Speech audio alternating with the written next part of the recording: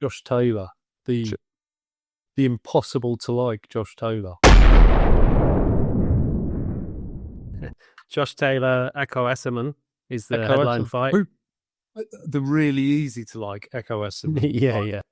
Oh, I heard an interview of him. I hadn't heard an interview of him before, like maybe last week, or I think he might be on TalkSport. Really well spoken, comes across really well, really nice. So he just seems really nice. I mean, he's never really in a dull fight. And he just looks relentless, doesn't he? He looks relentless. It's saying I don't like Josh Taylor.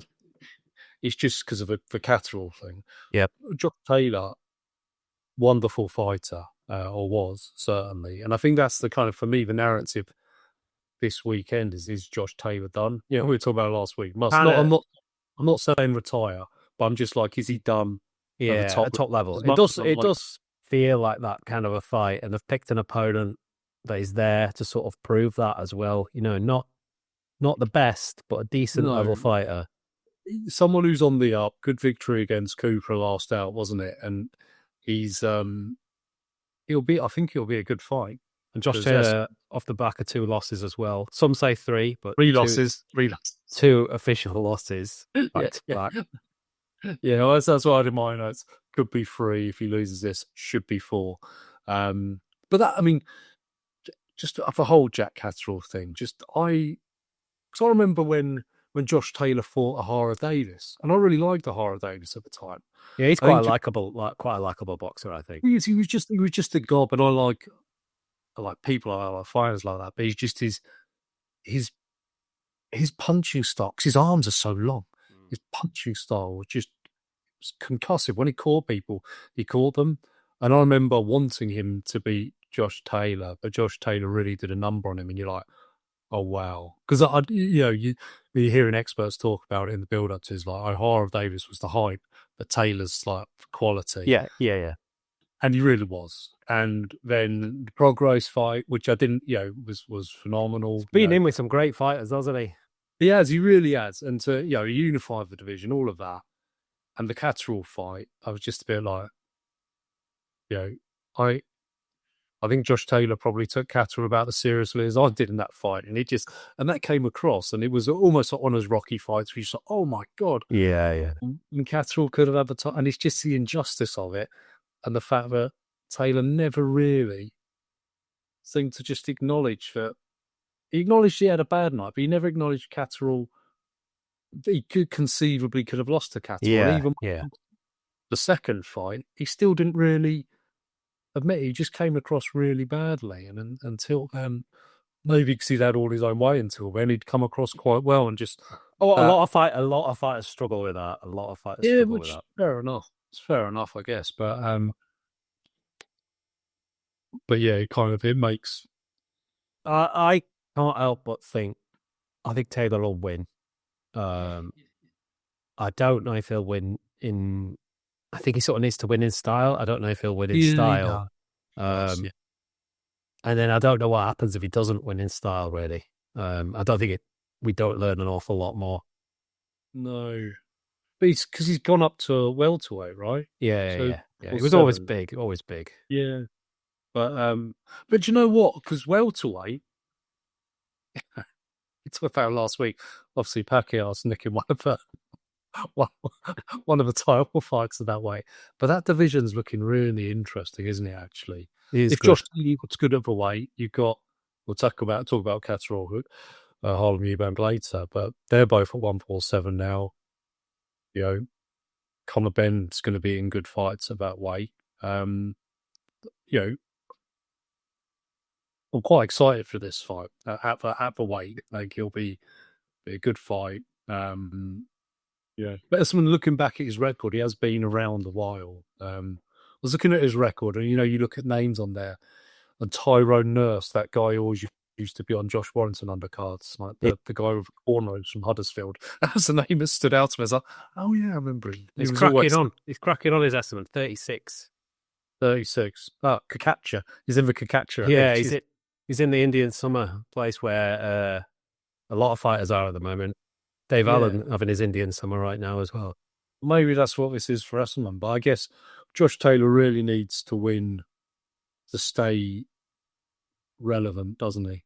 Yeah. I think so. And because as well, I think he'd used the weight, like finding it hard to be at the weight, being drained in the Catterall fights as well. I think he'd said that, hadn't he? So I think this is him moving up. He needs to look good to kind of prove it. I mean, there's great fights out there for him because he's obviously got pedigree if he can do well, and it's it's an interesting division with him in there. Yeah, I don't like backing the favourite in fights. I try not to do that, but I just can't. I can't see a way for Essuman to win it, really. No, you'd expect, particularly in Scotland. Well, I was watching an interview with Josh Taylor earlier on, whether it was with IFL TV or whoever, and he's talking about the fight, and he's trying to kind of create this because he's going up a weight. That he's the underdog, and I was the underdog against Tahara Davis, which I don't remember. I remember it being the other way around. Although Tahara Davis had the fight, he was the underdog against Prograis. There were, but there's been several fights where, certainly not against Catterall, but I'm like, I don't really remember you being the underdog that much. Yeah. So I think he's trying to create this siege mentality in his head where people are backing us, and certainly if you look at the bookies, they're not. No. It's certainly looking like Taylor at home crowd. You can't spin that as if Essuman's going to be the favourite. You just can't. No one's going to have that.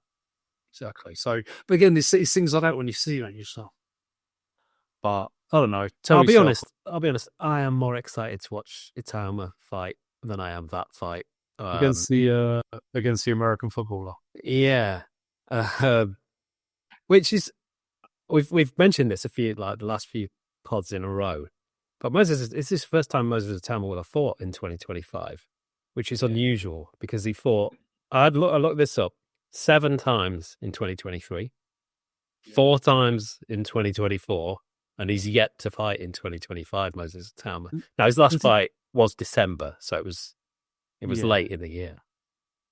Oh, that was on the on Fury Usyk, wasn't it? It was when he sparked Dempsey McKean out. Yeah, it was on that. I think it was on that undercard, and it was phenomenal. Well, yeah. I was looking at your guy. What's it, Balogun? Yeah, I was looking at that again, looking at the records, and his loss isn't bad actually. It's Gassiev, wasn't it? Gassiev, yeah. I remember Gassiev from in World Boxing Super Series Cruiserweight versus Usyk, the Russian, obviously pre-war, and that was like a big sort of, this is going to be in Russia, big 50-50 fight, and Usyk was it even Usyk's last fight at Cruise? Oh no, because he fought Bellew after, didn't he? But one of his last fights at Cruiserweight, and he looked phenomenal. But so the Gassiev knocked this guy out. It was the same as anyone at the moment with Itauma. You're going in there to lose, but he's got a bit more of a record, I guess. But you've seen the talk about who's next, right? I've not. Oh well, I heard him mentioning Bakole might be next in line for Itauma. What are your thoughts on that? Well, I'd like to see it because we keep talking about who'd you put Itauma in with. It's good to keep him active as much as anything. And so basically, my view is if you're willing to get in there with him, let's do it. Some people see that as ignoring the fact that I think Bacole's he's sort of got to have a rematch because he didn't conclusively win his last fight. Yeah. If we skip past that, I don't think it's a very dangerous fight at all, based on what Bacole's been showing. I think Moses will run rings around him. Yeah, I don't think it's dangerous, but I don't. I mean, I don't know why anyone right now would even consider putting Bakole in with Itauma because Bakole surely needs to build back up right now. Surely, he's gone in 6 months of being the division's bogeyman. Nobody dare face him to being a bit of a laughing stock. Really, what's that? Oh, I know what you're saying. Bakole Fisher. That's what we're saying, isn't it? That's what we're saying. Well, Bakole. I mean, Fisher couldn't possibly take that fight, but Bakole he needs to he needs someone that he can. I mean, his last fight out was supposed to be somebody he was supposed to do a number on, and that didn't work out. So yeah. With Itauma though, it's if you're willing to get in the ring with him, let's do it. And it's hard because he needs someone to bridge that gap to get to where he wants to get. I don't think it'll be Bacoli next. I'm going to assume he blows this Bakugan out quite easily. I hope so. Yeah, and then they've got to run him out relatively quickly after that. He needs to be out August, something like that. And then I think he's going to fight again next. If it's not, I mean, Bacoli's a name which will do numbers. Like if that would be because Atoma's never topped the bill. Is Itauma? Is he a boxer fighter? No, he's Warren, isn't he? And Frank Warren's never-ending heavyweights. Okay. So yeah. Yeah. Oh yes, yeah. Sorry, Uncle Frank. Yeah. Frank's got them all, hasn't he? He's got them all. He's even got he just put out a stud. Doesn't even fight them, just breeds them. Well, I mean, Eddie Hearn's heavyweight stable's looking pretty weak at the moment, and it's probably going to look. He's just picked up one more in Dave Allen, but I mean, depending on what happens between Wardley and Hooney, he might have another heavyweight that takes a spanking. Yeah. Yeah, he's very confident on that because Wardley's another one with Uncle Frank, isn't he? And he's saying, "Oh, you've made a mistake here," but I really don't know enough about Hooney to say. Yeah, but I think that's sort of the point, isn't it? Like nobody really knows enough about Hooney. I think who's that guy that give Daniel Dubois really took Kevin Lorena. I think Hooney had some dubious moments against Kevin Lorena, and he's not that great. But okay, if you gave Dubois issues, and Hooney, I mean, we don't know about Hooney yet, but is that the kind of name that could be a nice one for Itauma? Yeah, could be. Yeah. Like Itauma's going to miss the entire regional British European because presumably he's just going to go straight to world level. Yeah, I always find it hard though to know how good someone is when nothing really comes back at them. Yeah. So, and that's the challenge, and I guess Bacoli would throw something at him. I think. Well, so we need to pin down one name for Itauma next, assuming we're just completely assuming he wins easily. I mean, it's a fair chance. Like Josh Taylor, I think he's trying to peddle. He's a massive. That's fine. He's got a puncher's chance, right? He's got a puncher's chance. This fight. I mean, you got to think. If I'm at the team, you don't know nothing about this guy. You know he's been knocked out before, but by Gassiev, so someone quite good. He's had a handful of fights. I don't think he's had loads of fights, has he? He's 20 plus. Oh, okay, right. So he's had a lot of fights, but Gassiev has sort of ripped into pieces. Yeah. What do you think Moses is going to do to him? When do you think he's going to win this? When he wants to.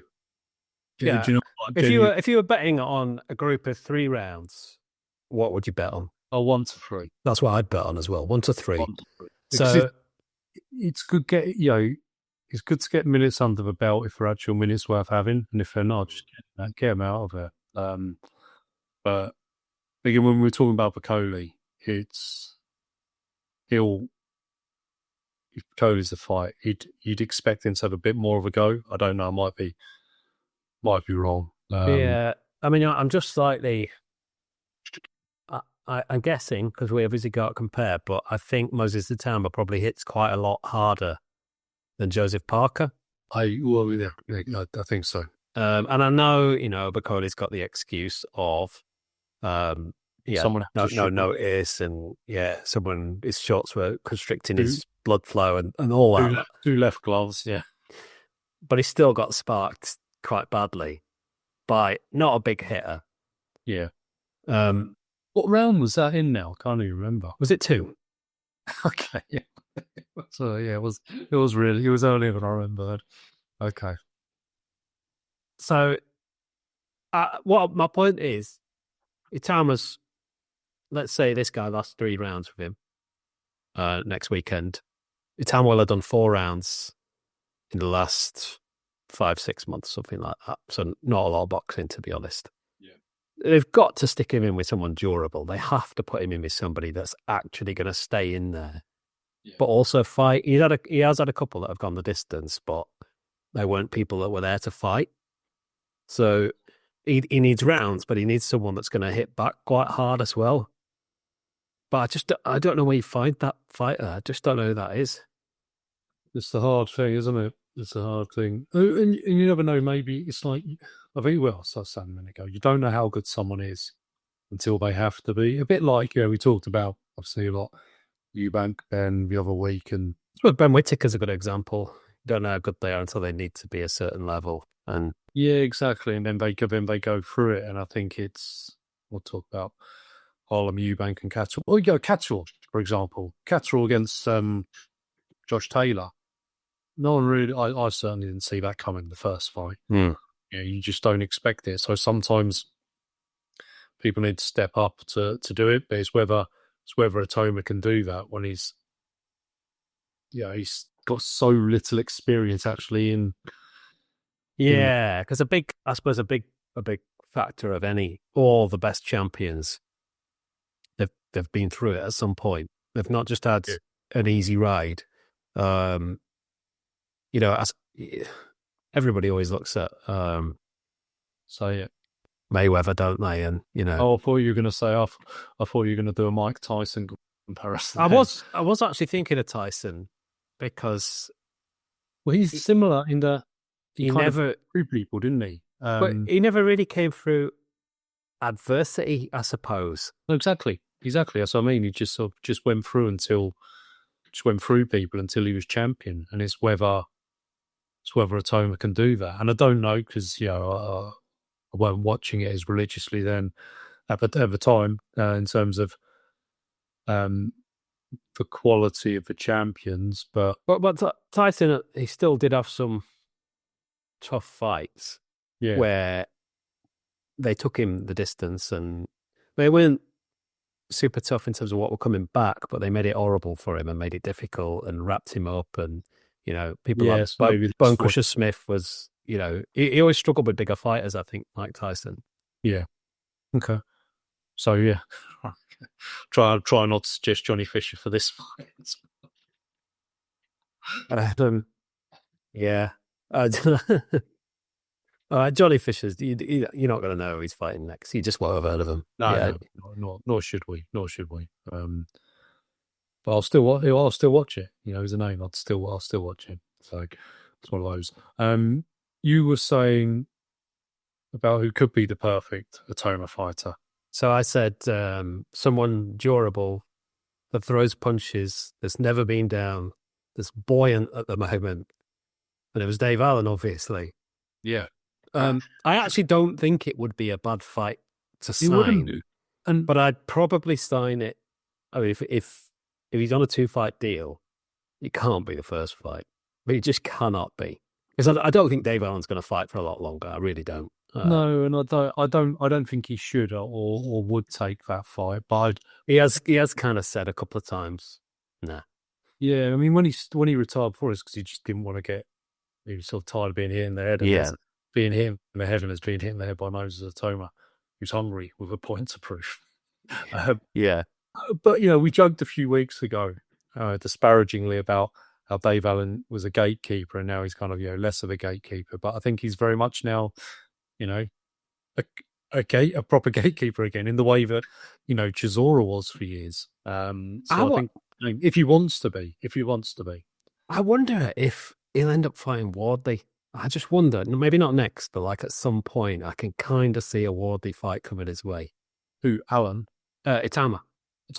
Oh, that's great. That'd be great. And I think because I don't think I think Wardley would. I think he'd. I don't know if he'd fancy it to win, but I don't think he'd back down from it. No, he wouldn't back down from it. But that'd be really interesting. But the problem is, it's two frank fighters, and it's two frank fighters that on the up. I just can't see him selling out one of his fighters like that.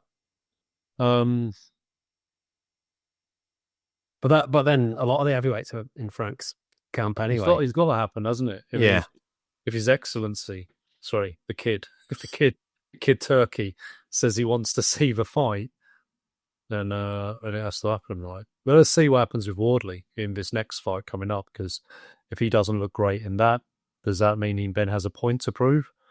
Yeah.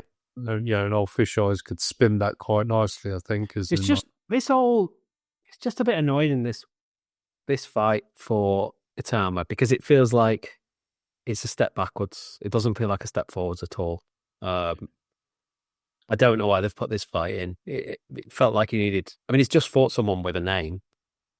Well, yeah. I mean, but probably because we've spent like 5 minutes, hypothesizing over who he could fight and why people won't fight him.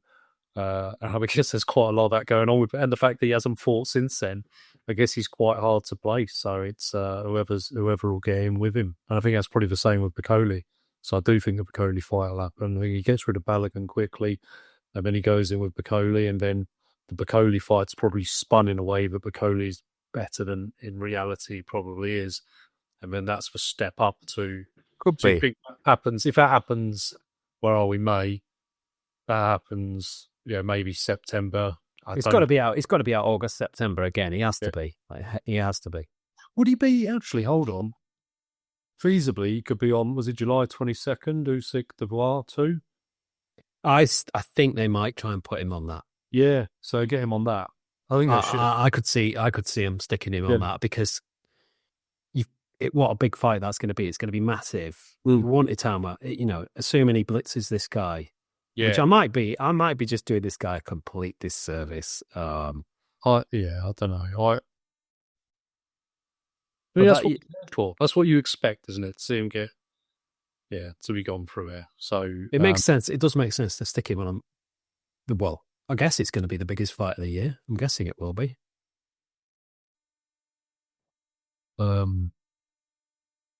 Crawford Canelo would be the other, but depends what you like, doesn't it?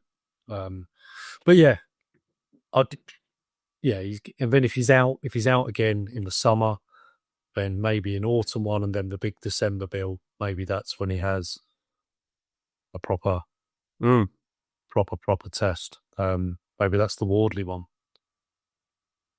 Could be. We're playing fantasy boxing here. Yeah. There were too many fights in advance. Exactly. You can only do one. Watch him go and get knocked out. Watch him get knocked out this weekend. Can you imagine if Itauma gets sparked out this weekend by a boxer with no name, man? A 41-year-old boxer with no name, let me add. Oh, God. I like that, though, when you get a boxer. It makes me feel better. Speaking of 41-year-olds, I'm not sure he is 41, actually, but... just say he is. Well, Jake Paul's fighting Julio Cesar Chavez Jr. next, which is in about 3 weeks' time. So, an actual boxer. Yeah. Of genuine pedigree, family pedigree. I think he did all right. I mean, I've not watched a lot of Chavez Jr.'s fights. I've seen his dad fight quite a lot, because when I first started getting into boxing, he was around. I watched him fight Canelo, and he was rubbish. It was when Canelo was basically winning every round against everyone. Yeah. And he did that very much so against Chavez Jr. I think to get in with Canelo. And actually on that, I think Canelo probably didn't knock him out because of who his dad was. I think there's a bit of that going on. Really? Okay. Well, I suspect there was a little bit of, I know your dad's a legend kind of thing. Yeah. I don't want to sully my Mexican crowd. Potentially. It's the fact that Jake Paul actually get in with an actual boxer. Again, retired, but actual boxer. And he got beaten by Anderson Silva as well. Who Jake Paul beat, I think. I'm sure he beat Anderson Silva. Oh, really? Yeah. Yeah. I can't get excited about the Jake Paul bits. I just want him done, really. I think I'll get excited when he fights a boxer that's actually boxing right now. That's not Tommy Fury, obviously. Yeah, because that one wasn't any good. A genuine boxer. But, I mean, I can't work out what the hell's going on, because he's fought Mike Tyson at heavyweight. Tommy Fury's what is he? Cruiser? He's a cruiserweight, isn't he? He was a heavyweight the other week, but he's been a cruiserweight. He would have been Cruiserweight. a cruiserweight in that, yeah. And then, I mean, Julio Cesar Chavez Jr. will have fought Canelo at super middleweight, I assume. Yeah. Or I'm assuming it'll be super, not middleweight. That. So, what the hell, weight is Jake Paul? Yeah. Depends what gear he's taking. I think that is a legit answer. I think he can be wherever he wants to be. Yeah. And he's the promoter as well, so he'll write it to be whatever he wants it to be as well, right? So I think he's, yeah. So should we talk about some actual boxing now? Yeah. Let's do that. So Harlem Eubank, Jack Catterall's been announced. I don't know when that fight is for. Probably about 5-6 weeks away, I think. I think it's a June fight, I believe. What are your thoughts on that fight?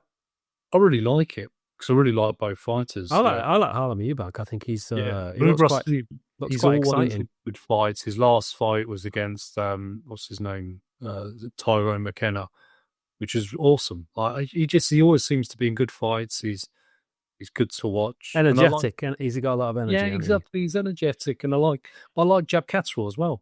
I like him. I like him as a fighter. And again, we obviously spoke about Josh Taylor earlier and that debacle, but I still, I still want him to get, because he's never had a world title fight, right? Or never had a world title, never won a world title. So he's, he should have done. He should have had it. He could have been unified champion if the scoring had gone the way it should have done against Josh Taylor. I think it's an odd fight for Harlem Eubank to take. To be honest, I think it's ballsy. I've got to say that. Well, this is the one to try out something I've said a lot earlier, and I think who's Jack Catterall's trainer? Don't know off the top of my head. Can't remember, but he was saying it in an interview I'd heard, was like, well, never take, just because Harlem Eubank hasn't been at that level, it doesn't mean he can be at that level. Yeah, it's Jamie Moore again. Jamie Moore. Oh, yeah. Jamie Moore. So he's saying exactly, I'll get to see my man about again, then awesome. So, Jamie Moore saying just because you haven't been at that level doesn't mean.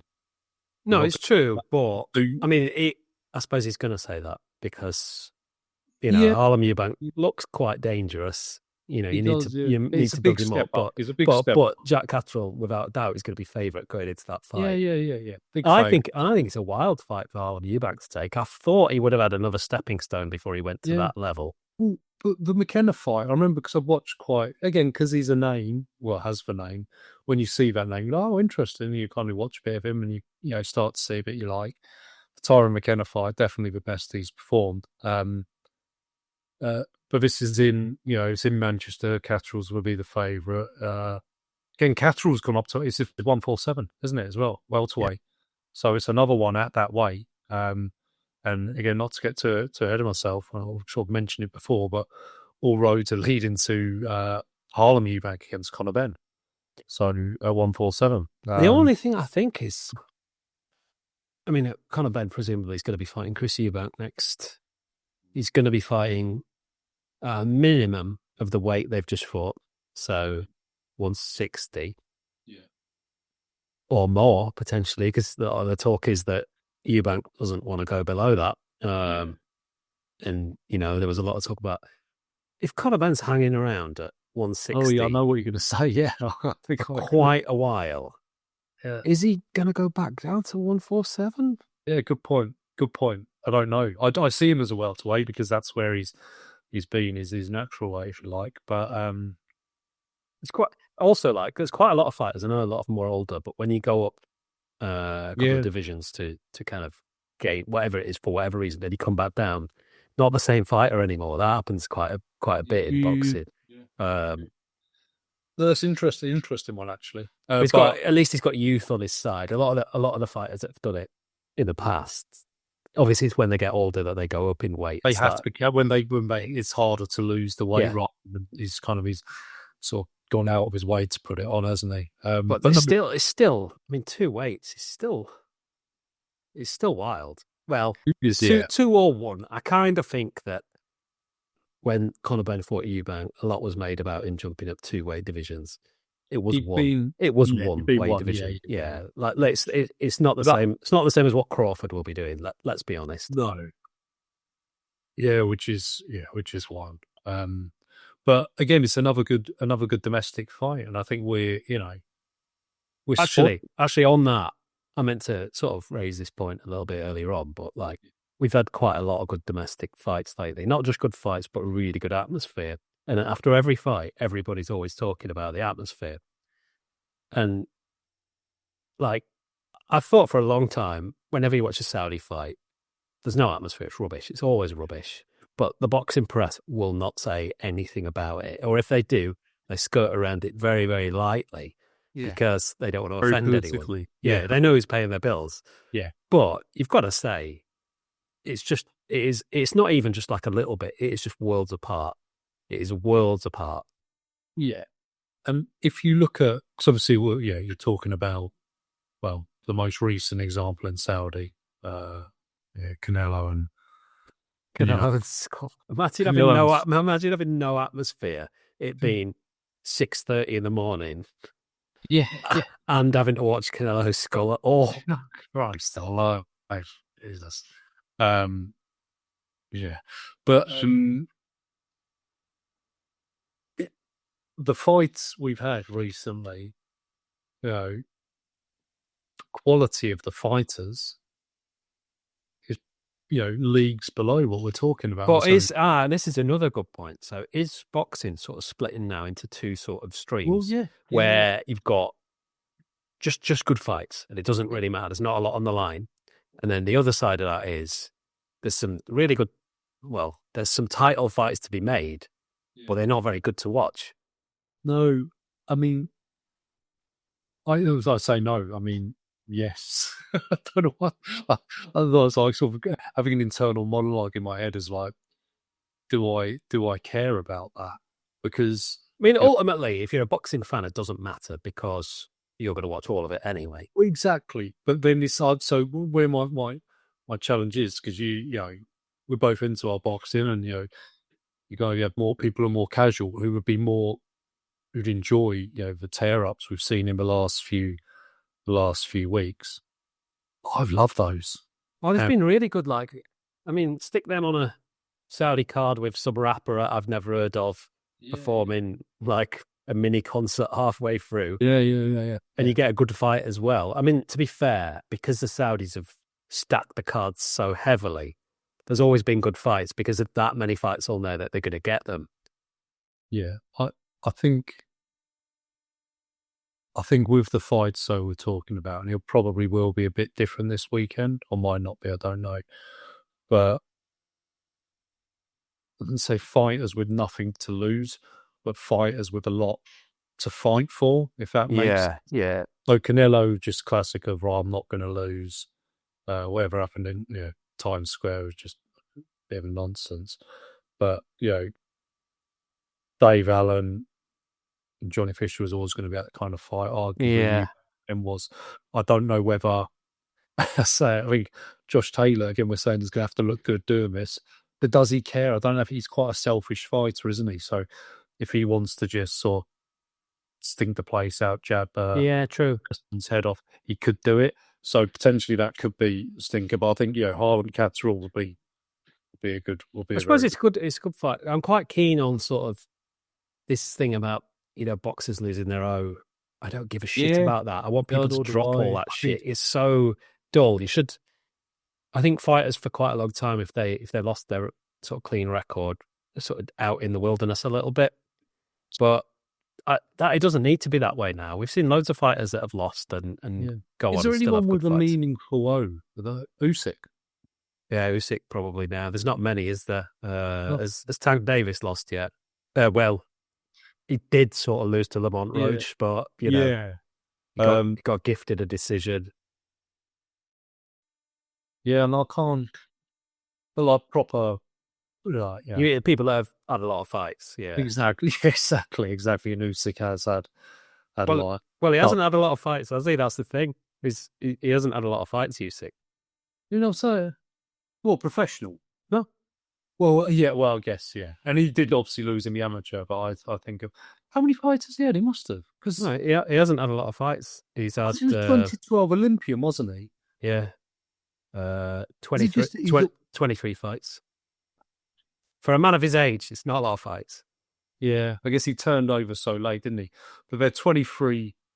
Oh, the pedigree on them is really good. Yeah. We were sort of like talking about Gassiev earlier, like, yeah, Bradis, wasn't there, when he was a cruiserweight, and then, yeah, it doesn't take an easy fight. I mean, it's heavyweight. I've got his record up now.